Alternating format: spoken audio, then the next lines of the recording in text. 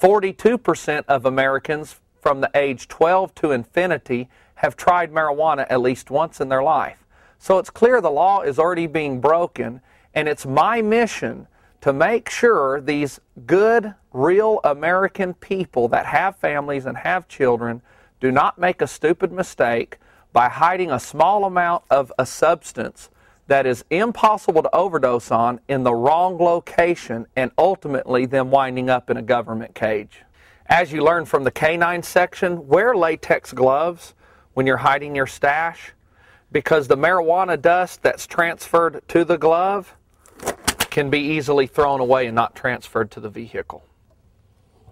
Never ever conceal your stash on the exterior of the vehicle, such as the gas cap compartment or the bumper. A narcotic detector dog can smell your stash really easy if you hide it in these locations. Never ever conceal your stash in plain sight, such as the console. A police officer can spot that from the driver's window very easily. Then he has probable cause to search your car. You wouldn't believe the people I arrested that had joints laying in their ashtray. Never ever hide your stash in easy to find locations such as the glove box. When you're digging around in the glove box for your insurance card, an officer can spot plain sight stashes. And never ever conceal your stash in a small overnight bag like this. I know it's convenient that when you're packing to grab your stash and throw it in, but it's a mistake because cops can search through these really easily. It's a really good idea to hide your stash in hard to find places, such as way under the dash. There's all kinds of crevices and places to hide small amounts of marijuana. As a successful interdiction officer, I would reach my hand in the dash to feel for a pound of marijuana, a large amount, but I would never take the time to look in every crevice for a joint. Remember, if it takes 15 minutes for you to hide your stash, it's going to take an officer at least an hour to find it, and that 15 minutes could quite possibly save you years in jail. Another good tip is to hide your stash toward the interior middle of the vehicle instead of close to the exterior. If we hide our stash close to the exterior, it's easier for a canine to detect this from outside the vehicle. Another really good idea is to conceal your stash as high as you can get it, such as the crevices and headliners of vehicles. It's hard for a narcotic detector dog to sniff up high. Another great place to conceal your stash is in your hand. I had an informant tell me that he never carried more than he could eat.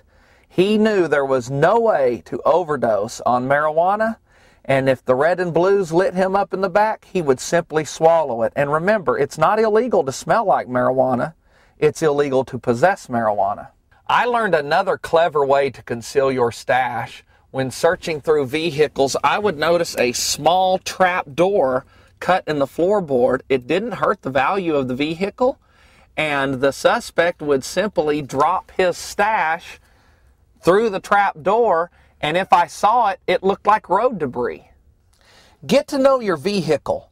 Every vehicle is unique in certain compartments that it contains. For instance, this vehicle contains a console that with some force can be lifted out, and there's all kinds of neat little crevices in there to tuck a joint. Another great tip is to be creative where you conceal your stash, such as inside a straw or inside a straw skin. Throw it in the bag. The point is to be creative. And remember, I never ever arrested anybody for marijuana brownies or marijuana cookies. That is an excellent, safe way to travel with your stash.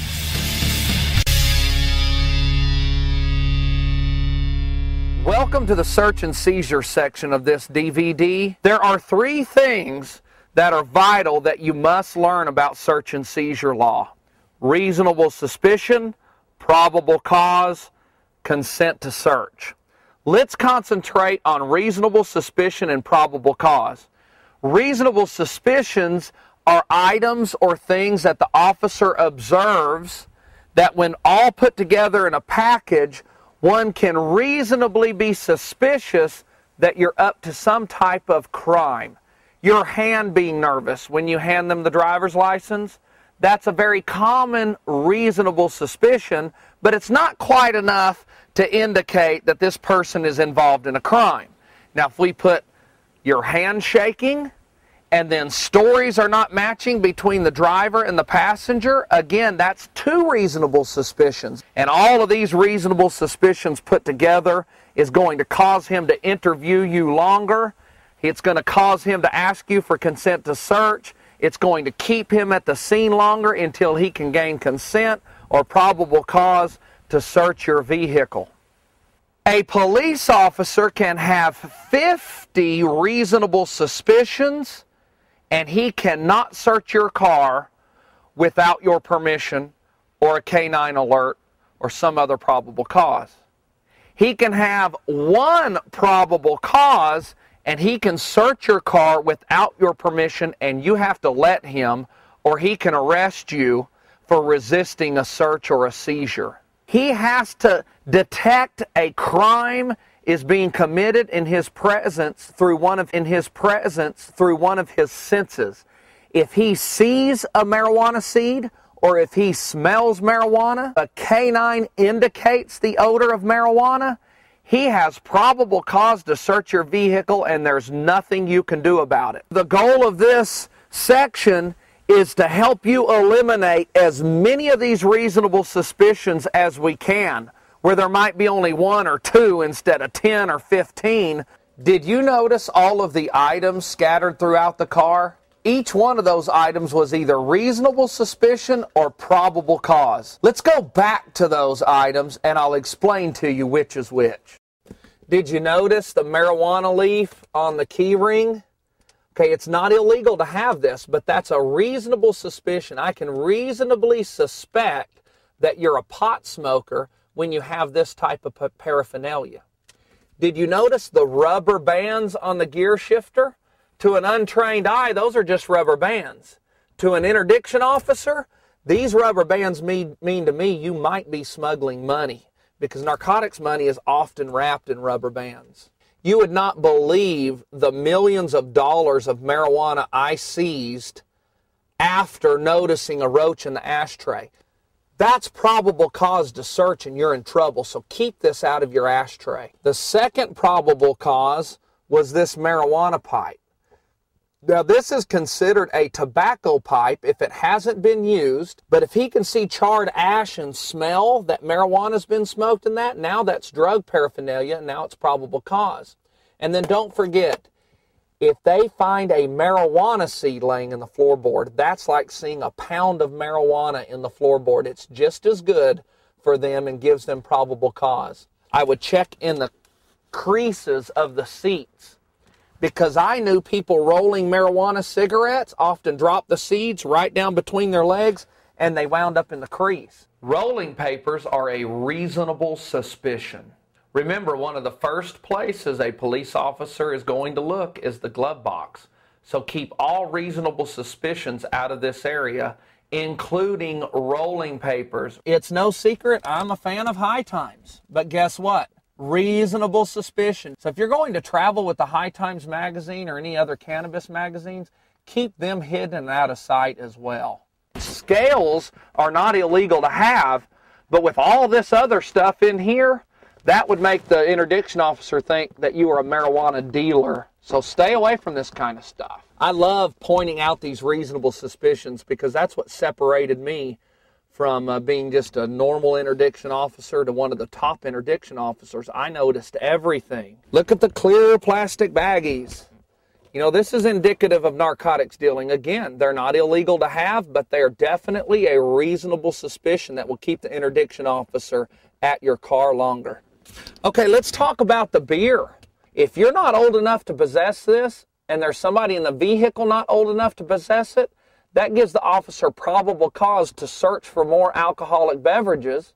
And upon searching for those alcoholic beverages, if he finds your stash of marijuana, that's a legal search. You're in trouble. So if you're underage, don't have this in your car. Did you notice the 2 shaving cream cans? That doesn't make sense. Men have 1 shaving cream can, most men. And of course, we all know these have hidden compartments in them. So if you're going to carry one of these, carry 1 of these. I've already taught you what reasonable suspicions and probable causes were. Let's talk about consent to search. You've heard your entire life, refuse consent, refuse consent, refuse consent. I don't recommend that. You're free to do whatever you want, but I recommend quite the opposite. If you've hidden your stash in a hard-to-find location, like taught earlier in this DVD, give the officer permission to search if he asks. Here's why. 100 times out of 100, when somebody refused consent to search to me, they always had something in their vehicle they did not want me to find. It was usually drugs. Sometimes it might be a Playboy magazine or something of that nature. But there was always something they did not want me to see. Law enforcement officers know this. Even though you have the constitutional right to refuse consent, when you refuse, it raises a huge red flag. You could almost call it a huge reasonable suspicion. Upon refusing consent, that officer automatically knows now you have something to hide. If you simply say, go ahead and search my car, he's probably going to make a quick cursory search and then you'll be on your way. If you refuse consent, he can do a weapons pat-down search of your vehicle without your permission, and upon patting the interior of the vehicle down for weapons, if he finds a marijuana seed or a marijuana pipe or something of that nature, or if he smells marijuana, then he's going to search your car without your permission. If you refuse consent to search, he's liable to get a narcotic detector dog to walk around the outside of your vehicle. If that dog fails to alert, as you learned in the K-9 section, he could quite possibly cause that dog to false alert. Then you have no choice. He will also invite numerous other police officers at the scene. The call goes out on the radio. I've heard it 100 times. I have a refusal. I have a refusal. And police come from everywhere to figure out how to get in that car, and then they begin a real detailed search. So remember, if your stash is hidden well, like taught to you in this DVD, my recommendation is to give permission to search.